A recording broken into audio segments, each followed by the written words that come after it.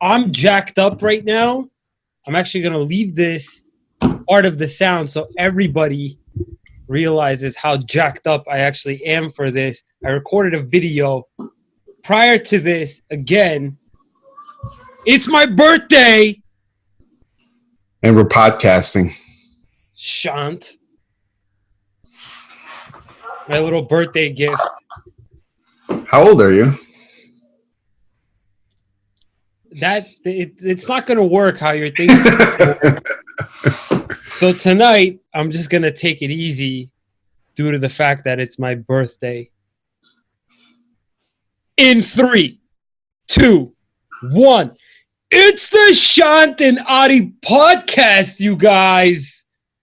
Episode number 24, season 2, episode 3. I'm going to do that every time. Shant, how you feeling tonight, big guy? I'm feeling good. How are you feeling, man? It's your birthday. It's Thursday night. It's freezing out there. Like, what's going on, man? I'm feeling good. I'm feeling freaking focused right now. I just made a video. I've been on a tear on YouTube. I could see that. Yeah. So I'm actually uploading as we speak. If you want the honest truth, the real reason why I was late was that iMovie was taking too long. And I promise not to do that again. How's your day going, big guy? How's your week How's your fucking month going, bro? It's going good, man. It's the busiest January as far as business wise. It led from the busiest December I've had. But no, everything's good, man. It's just so good. Everything. Fuck, man. I don't want to get into like shit you see on the news, but everything's good. What are you doing? Anything differently? Have you been hitting anything differently or like looking at shit differently? No. I've kept it pretty consistent since last year. Well, I'm happy that shit's good. I've only sold one car since like the beginning of the year. So if that's any indication for you how like good or bad business is. I haven't sold a house yet. Well, I haven't talked to many customers this year so far.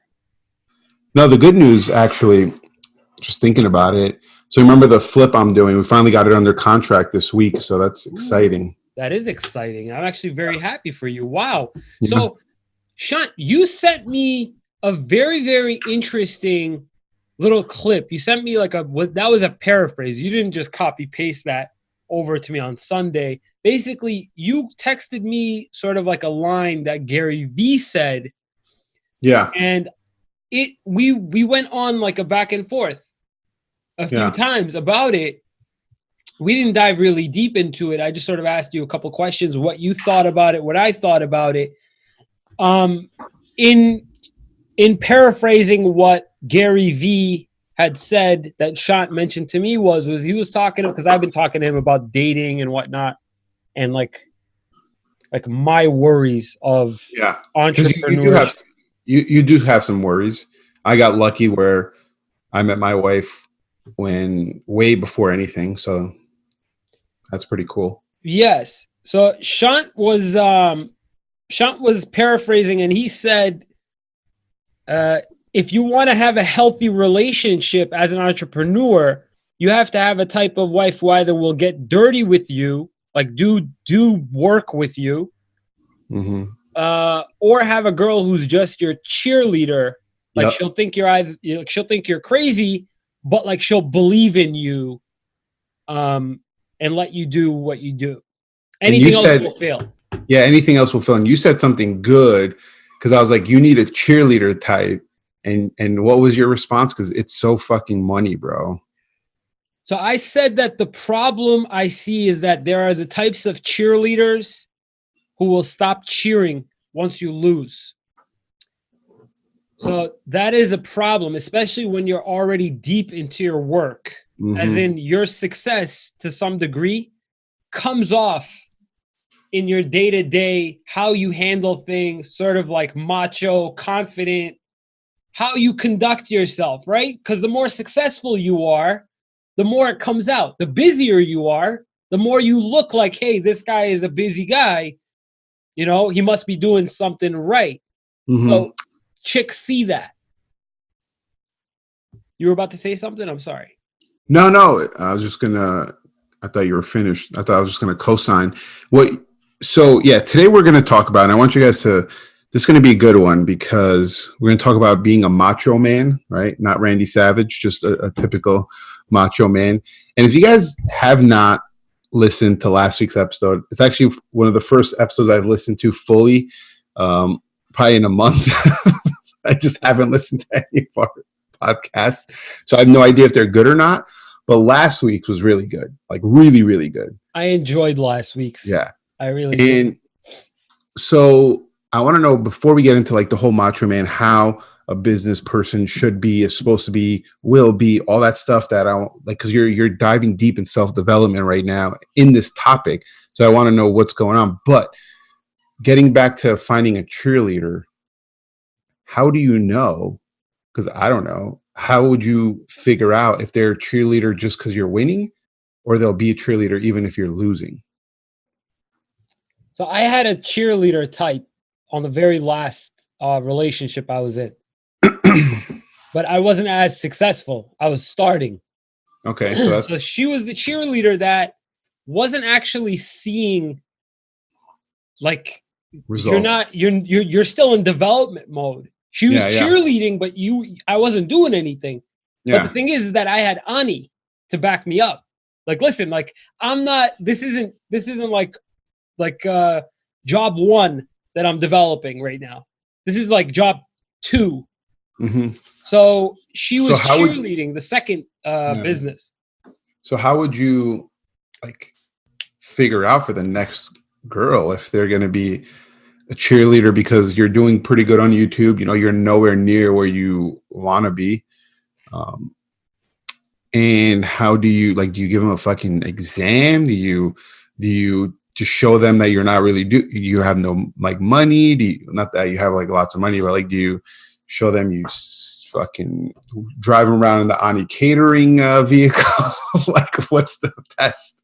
So I don't know, right? And that's sort of what brought me to some of these conclusions and me wanting to better myself. And I don't mean better myself on a level that a lot of people are on. I'm talking about like almost like a superhuman ability, tweaking your own psychology to sort of better understand your position in the social world, the social and business world. And I think this is something that any good entrepreneur has to know. You have to know the person in front of you, how much value they actually have, right? Just by judging ape characteristics, right? Like the very, very simplest human interactions. You can judge this person is of low value or if this person is of high value. And I'm not talking about money.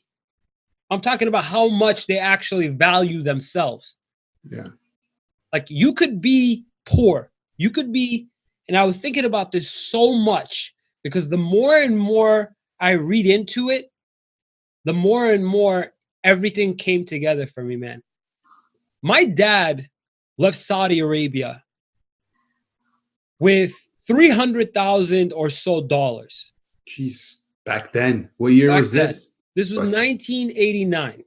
Jeez. So he knew money. Like, he knew poor back from Syria. Not even poor, just say middle class. Like, my grandfather like put 6 kids through college, right? So he was middle class, but he was always hustling. Like, he never saw his dad. His dad was just grinding because he had to pay. Like, one of my uncles went to Germany and lived there for years, and he was supporting him. So my dad knew middle class. He had $300K when he left USD in his bank. Cash. So when last week's episode I said I wanted 100 in my savings, your dad just shitted on me. 28 years old. He was fucking. All right, continue. Well, he knew money. He knew middle class. He knew working up the corporate ladder. And he's seen money. He's seen more money than his own in Saudi. So when you have money and you're around it, you know very well how to gauge who is of not just monetarily, but is this a prince that I'm dealing with that is being given the money, or is this a businessman that works his ass off for the money? Is he here just like I'm here? So the more and more, I'm telling you, the more and more I read into it and how well I know my father in his daily interactions, the more and more driving it home why he was able to become successful. Even in his most shitbag moments with people, customers, how he treated them. So he is very innate. He has a very innate sense for, can I afford to give this guy 5 minutes? Can I give this guy 2 seconds? Okay. And he's very, very quick to make that Yeah. decision. And I want to break it down Okay. for you after whatever you have to say right now. Your dad gave me like, I think 45 seconds when I came by the store. So I want to bring it all in because you kind of jumped into it pretty heavy hearted. But I want to. So you called me was it yesterday, I think, and to talk about this topic and what it is, so everyone can kind of get back on track and you could dive deep into it. Adi called me and he said, "Okay, when can you be as a business owner, entrepreneur, sales guy? When are you there's two different types of business people, right? Probably more, but let's just use these two types of examples. One who is very friendly, builds a lot of rapport with their customer, gives their customers their time of day, just like is really involved with the customer and like does anything they want, very high customer service.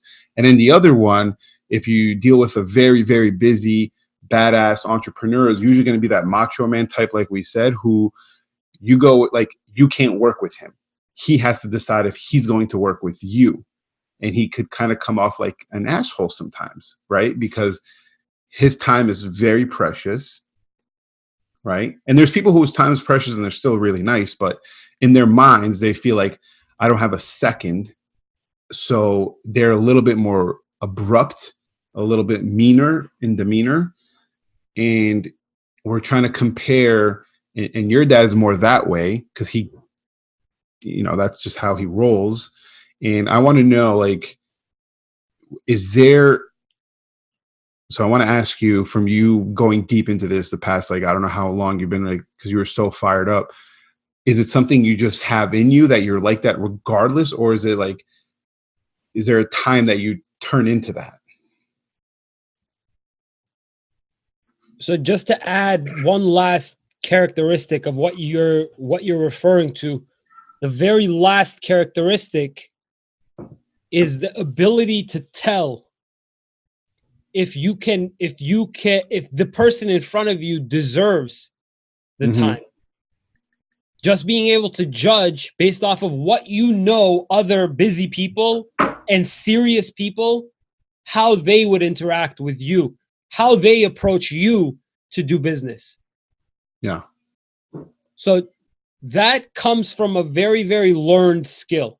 You do that based off of how many times you come face to face with somebody and how many times that person has led you to either nothing or something. So I'm learning that more and more now. I'm getting better at that now. But that's only just being able to tell if the person in front of me is wasting my time, right? I've gotten very good at being able to tell.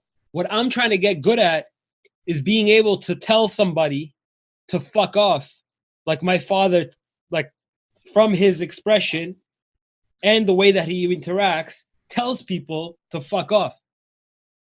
So that's something that I'm working on now, right? As a high value person, because clearly not high value as in money, and I gotta like set that definition now. As a high value person, you consider yourself to be of important value. You bring something socially, right?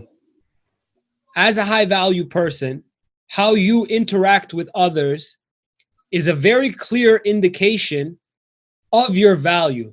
So if you're going to go around pissing away your time, that means that you are low value. So, but what about the people who do feel high value and are still very not so cut and dry, not so like this, you know, I'm not going to talk to you, you know, I'm busy, not in an asshole way. We're just talking like a regular, you know, because I remember, so I'm going to tell you a quick story, just thinking about you talking about this. Before I moved to Arizona, we came to visit and I looked up 2 real estate agents. I found them online. Okay. I met with both and they were exactly this like example. I went to one, talked to him, and he's like, hey, I wanted to look at investment properties, but out here, you can't really go in them. You just have to go look outside, walk around. He's like, yeah, let me go, I'll pick you up, you know, and we'll go around, drive around. I'll show you all the ones and blah, blah, blah. I was like, okay. I went to the other agent. When I met with him, he was very like cut and dry. And he was just like, okay, here's some addresses. You go, look around. And when you're done, come back to me and let me know what your thoughts are and if you're really serious, basically. So it was like really, and I actually went with, when I was like thinking about this, I was going with that guy, the one that was very like, you go do it, the homework on your own. Right. I respected him more, actually. Why'd you respect him more? I never thought about this, bro, until right now when you just brought it up. I think because he felt just in charge and control, and it felt like he was just more valuable. I'm not even bullshitting right now. Fuck. So do you see the importance of validating others, judging how valuable they are, validating how valuable they are based off of how you've interacted with people in the past? Yeah.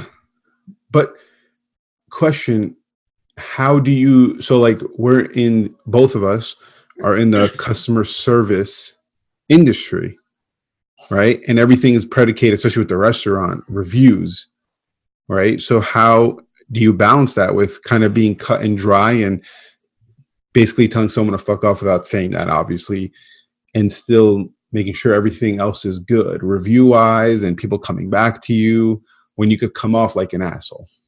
So I've got something, I knew that this would sort of come into play, right? Like even if you're getting started, it's like, all right, don't hit the ground running being a complete dick. Like, but why not? So that's essentially what I'm going to tell you right now is so say you walk into a car dealership or you start talking to realtors and whatnot, and you've got this really, really polite, goes out of his way, kisses your ass, fucking looks after your dog when you're inside the house, checking it out. Mm-hmm. Basically a doormat. Mm-hmm. Right? And the only thing that you can remember about him, and he's just so fucking nice. Like that's all that's running through your head is like, this guy is overly nice. Like it's just too much. Right? And you almost don't respect him. You don't respect it comes to a point where you almost don't respect his opinion because of how low you value him. He could be the sweetest, most caring person in the world, but because he's gone out of his way to validate you, to make sure to put you on such a high pedestal to the point where you're looking down on him, they've given you zero value now. They're now looking for any reason possible to forfeit any intelligence you have, to just tell you, to just basically make the assumption that you are desperate for us to give you the business. Then you go to somebody else that is just and I'm not talking about being a dick. I'm talking about being taught. I hop on a phone with a customer right now. Okay, we have 2 seconds of just politeness, but let's get down to business. And it's knowing all the right questions to ask.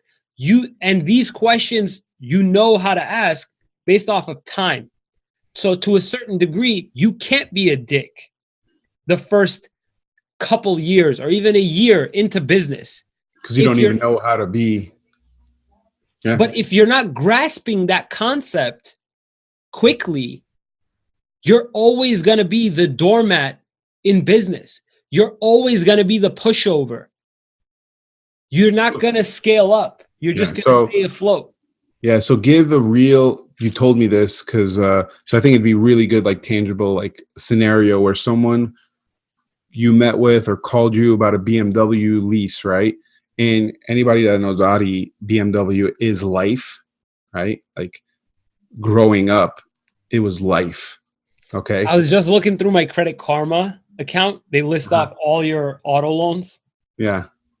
Bro, 9 BMW financial services accounts on my Credit Karma. You have to scroll a little bit to like get through the whole thing. But yeah, go ahead. BMW. You've never had another car besides BMW. I had one Mercedes for like a short duration. Okay. So 99% BMW. So this guy called you or met with you and said, hey, Ari, I want a BMW lease. And in sales and business, it's all about, they say, building rapport and try to mirror and kind of agree. And for that, for you, is would be perfect, because if they said, hey, I want to lease a BMW, I love BMWs, it'd be easy for you to say, oh my God, me too. I've had 9 BMWs.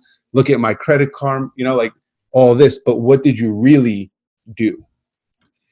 You're basically trying to convince him that, hey, look at me. I know what I'm talking about because I do this and this and this and this. Yeah. Right? You're basically proving your self-worth. Mm-hmm. Right? Mm-hmm. Instead of implying self-worth by saying things like, yes, I know that program very well, and let's jump to it. Yeah. Or hey, yes, I'm well aware of the markup, etc. I'm very experienced in it. Don't tell somebody how well experienced you are in it. Let them find out by asking you. That's fucking interesting, man. That's such like a key thing, dude. Like I never thought of that, because I actually literally had this customer, we were talking, he's looking into investment properties like duplexes. And my first reaction was like, oh, I have a duplex as well. I know, instead of me saying, okay, so what are you looking for? Knowing the duplex game, ask those types of questions. That's what you're saying, right? Yes. So don't highlight what you have as being the response. Fuck. Start off with what you have to take you to your response. Like tell them, listen, as a duplex owner, there's a few questions that I want to ask just so that I can make sure that, I'm not missing anything. I want you to buy one successfully because I've been through it already. Like I'm trying to look out for you right now. But you may not even have to say that if you may not have to. If you ask the right questions, they're going to be like, shit, this guy knows about duplexes. It seems like he has a bunch of duplexes. Right. And Shant, when I tell you building rapport is not all about mirroring words, it's not all about mirroring. Building rapport is being able to look at somebody sincerely, like smiling, human interaction here. Imagine flirting with a girl. The girl doesn't want you to tell her how pretty you are and all that shit. The girl wants you to come up confidently, hold eye contact, right? And jump to it. What are you here for? Are you here to fucking have a 45-minute conversation, or are you going to ask for my number? Like, let's do business. Everything is a business transaction. Yeah, you're not going to say, yeah, I've talked to a girl like you before in the past. Right? Like, oh my God, I love blondes. All my girlfriends have been blonde. I get along well with blondes. Stop Stop listing off your fucking resume, right? And jump to it. So, wow. So what I'm saying is this, like there's a very, very strong line between building rapport and just downright creepy ass kissing. Right? But this is that you do that shit in the beginning of business. You learn people, you learn human interaction. As the time goes on, if you're not gradually coming up, first of all, you got time to kill in your conversations.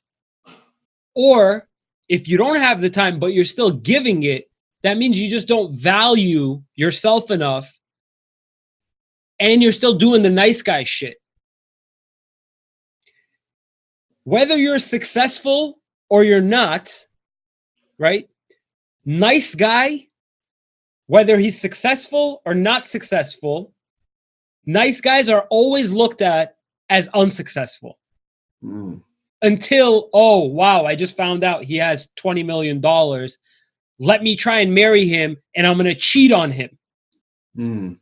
Or hope he cheats on me so I can divorce and fucking take all of his money. And that could be applied to business too. Like, let me go work with him, but screw him over at the end because he's a nice guy. Same principle. Yeah. Same principle. You're successful. You can be successful. You're still going to be valued socially as low value because you're a nice guy and you're going to be taken advantage of. So this is more than often the case. Yeah. So I want to touch on that nice guy stuff because we talked about this in season 1, the book. That was a good episode. Yeah. So that was a good one. And I learned a lot about me, about being a nice guy, because I try to be super nice. And this could kind of mess you up in business. Right. So it's kind of happened to me right now. So I'll kind of bring up the example. And you just saying that really fucked me up because I didn't want it to be. And I was thinking about this in the car earlier. I knew that if it's misconstrued, it could fuck somebody up in conversation. I'm not saying be a complete dick. No. What I'm saying is don't be excessive with courtesy. Don't be excessively courteous. Don't be excessively nice. Yeah. Just do the minimum. So I was with this one client because it was my first multi-unit listing that I had, right? That I was selling. So she's an older lady, but like she's on it. She's not like fucking old. She's in her 70s. And I was overly like, oh my God, like just everything, right? Like doing a good job, got her like the best price possible, did all the work, and was just so like a doormat kind of, right? And what happened was we're closing next week on it. It's like a $550,000 property. And she hit me up. She's like, hey, good morning, Shant. She's like, I want to see if we're able to, discuss maybe reducing your commission. There's no way she could do that. But since she probably felt like I'm so nice, I'm probably going to.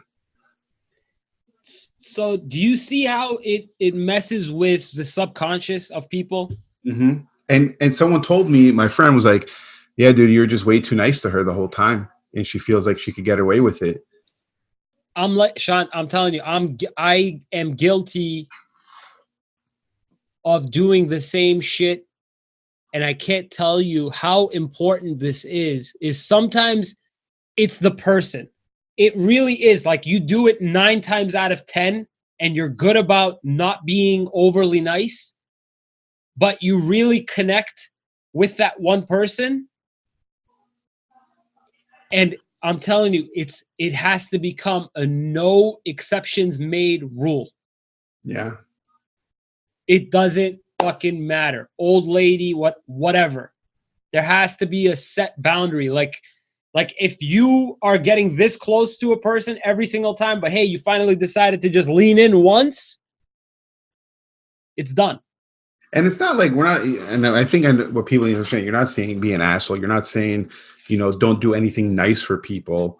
No, but it's like, know the boundaries, know what professionalism is, know what your job is, what you're good at, and do that really, really fucking good. And that's you being nice. Yes. And I want to be able to get so good at this year that as I'm going, that anybody that listens to this podcast will sort of take on those subtle cues of what being high value actually is.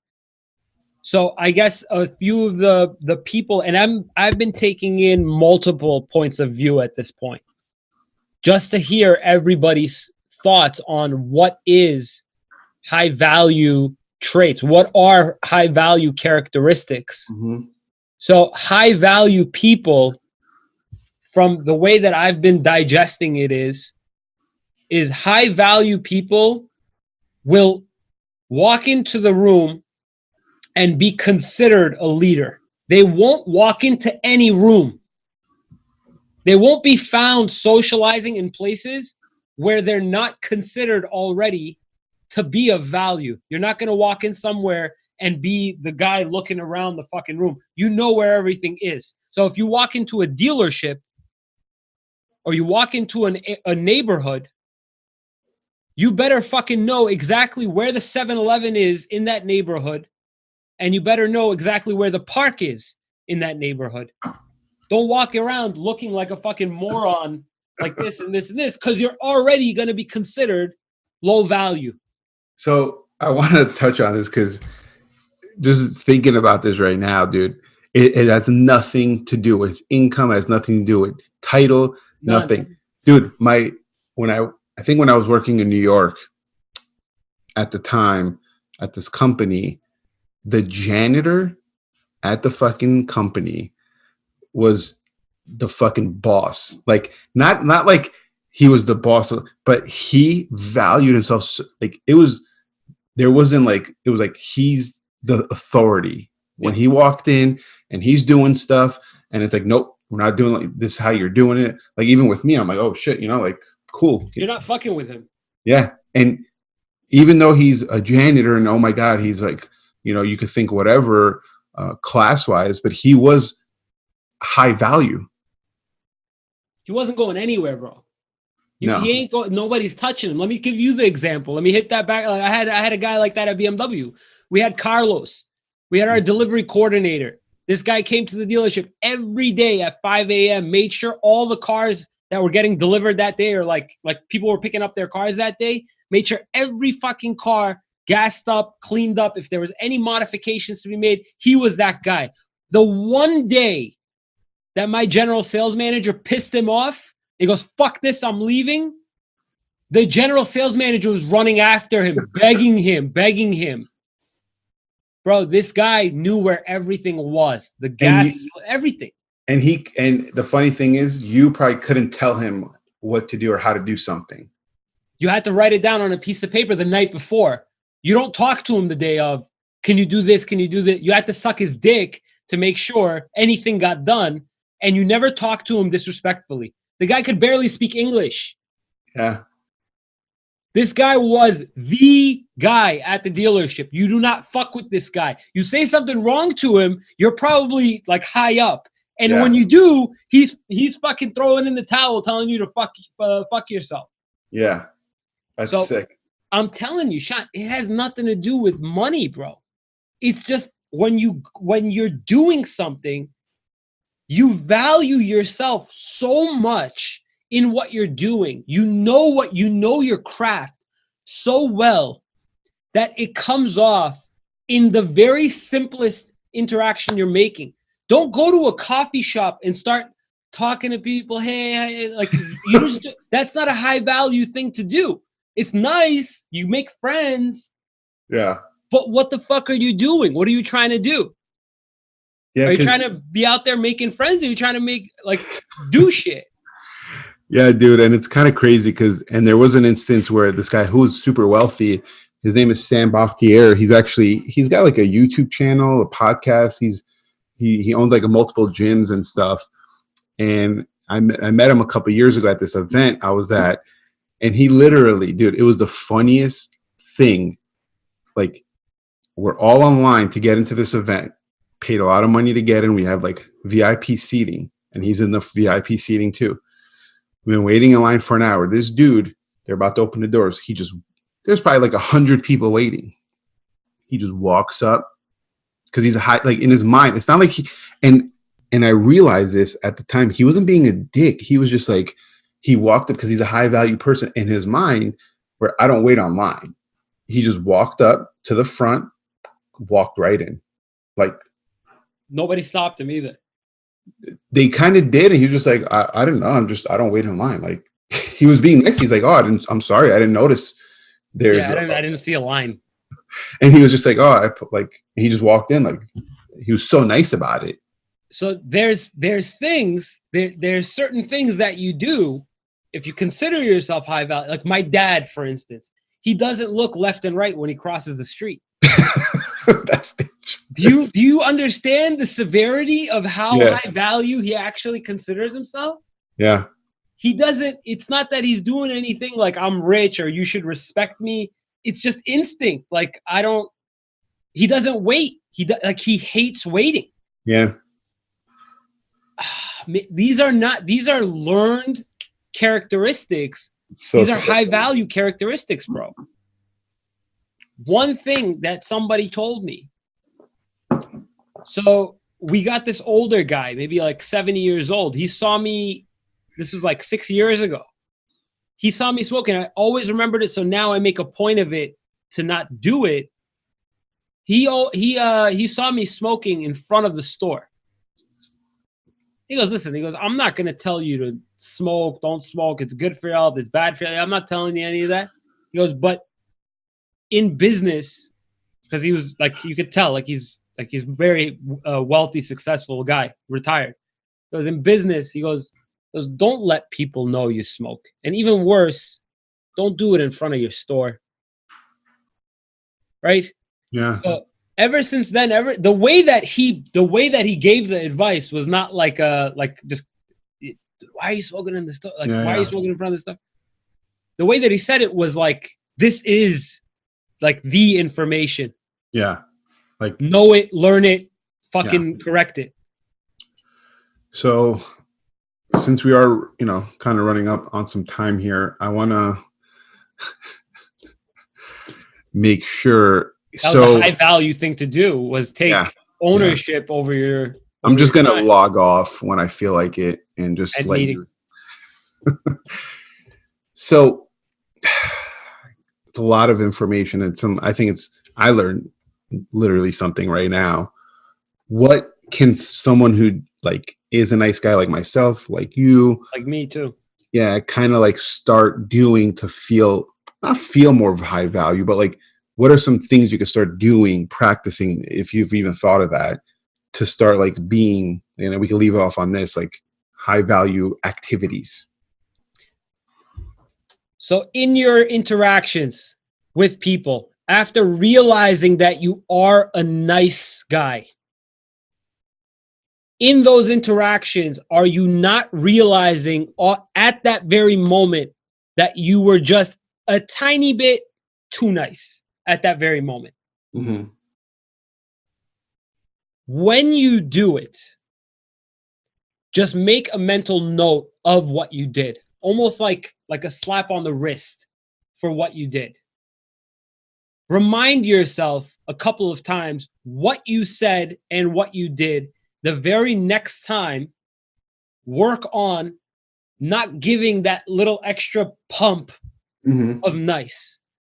Every single time that you do it, every single time that you not give that extra pump, trust me, that extra pump that you're giving, by not giving it, people are giving back to you in the form of respect. My guy, one of my employees today called out sick, and he was very sick. I remember giving him Mucinex so he could take it while he was at work 2 days ago. Text me today. He goes, listen, I can't come in today. I'm going to text the girl that comes to work for us, but doesn't come today because he comes. I'm going to text her and ask her if she can cover me. So I'm like, okay, go ahead. Like, you're not going to get in touch with her. She's not going to fucking work. So I know what this means already. Like, I'm fucked today. Anyway. So he texts me back. He goes, bro, she didn't respond. I'm like, I know. Don't worry about it. Just take it easy. Rest. He texts me back 40 minutes later. He goes, I'm sorry, bro. And I remember having this conversation with him right after I got off the phone with you, because he goes, dude, why are you preaching to be a dickhead? Because he overheard me. And I go, after he said, I'm sorry, bro. I go, what did I tell you yesterday about being overly nice? Yeah. He goes, sorry, dude. Next time I won't say I'm sorry. I'm like, you just said sorry right now. So I'm like, I want you to sit and just reflect.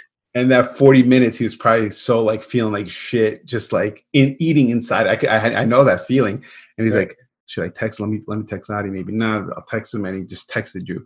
So thinking about this, because I read this in a book, one really tangible way you could literally start, because I think everyone goes through this, right? Except me, because I don't go to over people's houses and I'm antisocial. The best way to really start letting off that nice guy and kind of like valuing yourself a little more.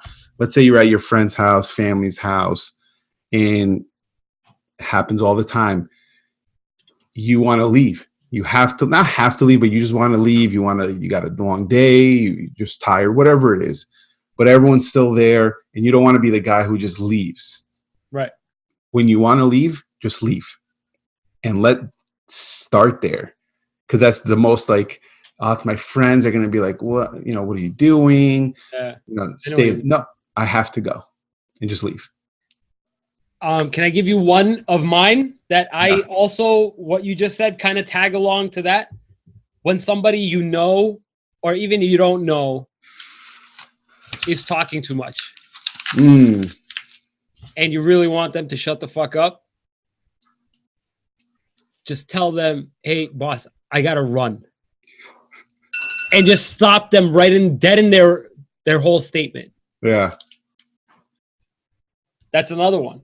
That's a good, so you got to practice that. That's not easy. No, that's a tough one. So my mentor kind of deal, Joshua Smith, we will be in the office. It's like a live office. People go up to him. They ask him anywhere he goes. He's always getting bombarded with questions. He's a very, in his mind, high value person. He'll be in a group of people talking about business because someone asks him a question about business, so he'll answer. He'll sit there and talk to you because he loves talking about it. The second it switches to like a personal, like leisure hobby question or conversation, I've seen him multiple times. We're in a group. He just walks away. Doesn't say anything, just walks away. This has nothing to do with me. I gotta go. Yeah. I love that. Yeah, just no, like, oh, I'm sorry, I gotta run. It's just okay. Like somebody call me over there. So it. Practice, guys. Practice makes perfect, bro. Sick. I'm telling you, just a slap on the wrist. Not just you, anybody. Just somebody, you do something overly nice. You did it. The damage is done. Remember it and don't do it next time. That's how I've been doing it lately. So this was a good one. I'll keep you guys posted. Let you know how it's all going. Good night, Shant. Good night, everyone.